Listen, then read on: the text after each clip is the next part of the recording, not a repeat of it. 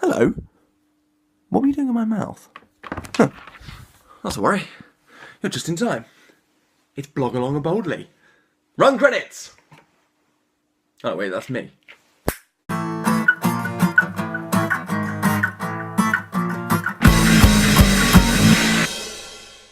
Hello and welcome! I'm Miles, this is BlogalongaBoldly, the Star Trek movie review show that's been featured on such websites as Show You, Blog Lovin', and RedTube.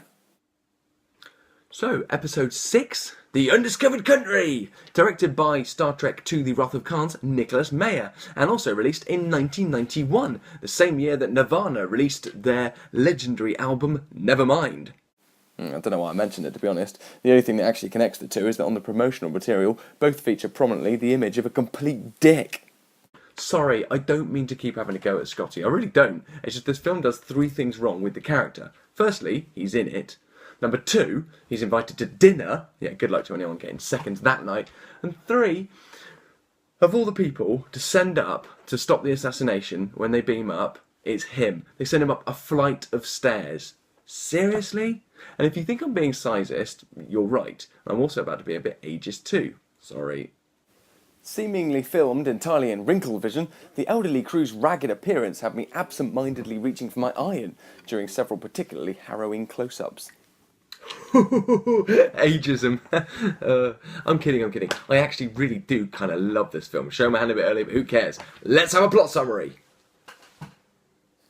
Captain Facebook discovers that the Klingon homeworld is fucked. So Captain Spock, now resembling Mount Rushmore after an earthquake, decides that Captain Kirk should escort the remaining Captain Klingons back to Captain's safety.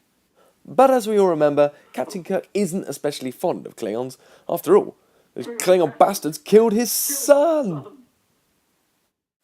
However, an uneasy alliance over dinner is established, only to be blown to bits again straight afterwards, as the USS Enterprise appears to blast the Klingons out of the sky. Kirk and Bones are arrested and forced to listen to novelty YouTube hits or something.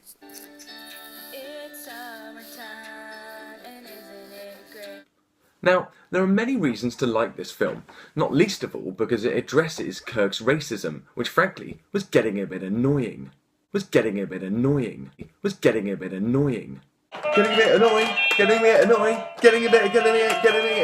Alright, not that annoying.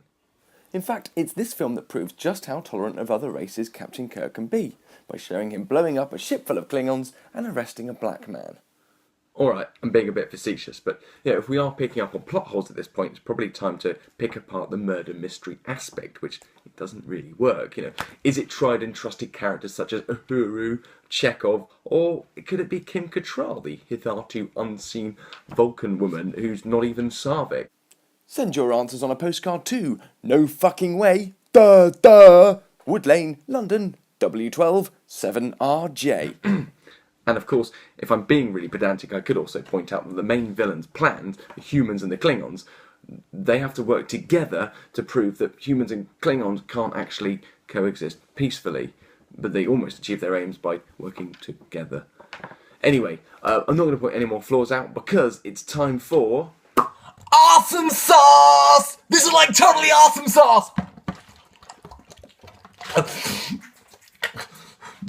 Holy dick tug awesome sauce. I'm telling you, really, I may have just spent the rest of the video slagging this film off, but I didn't really mean it. This film has loads going for it. It's got Christopher Plummer, space is alive with the sound of, well, nothing, because it's in a vacuum. It's got David Warner, again. It's got capers, fisticuffs, tough self-deprecation, but crucially, not at the expense of the action. It's got 3D blood. It's got a silly court case. It's got Worf.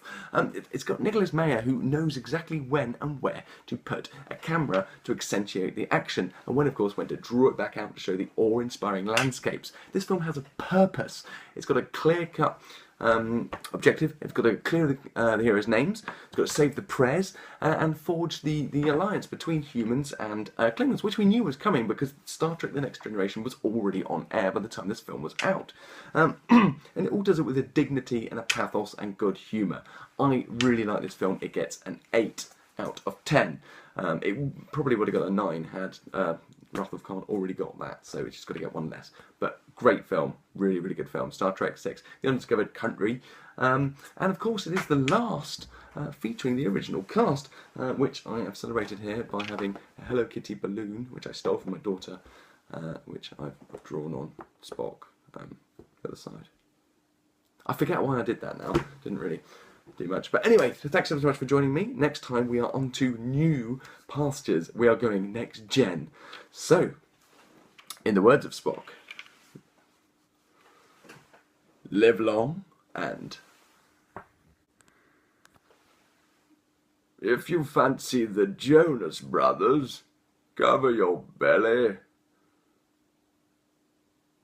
What? What? What? Bye.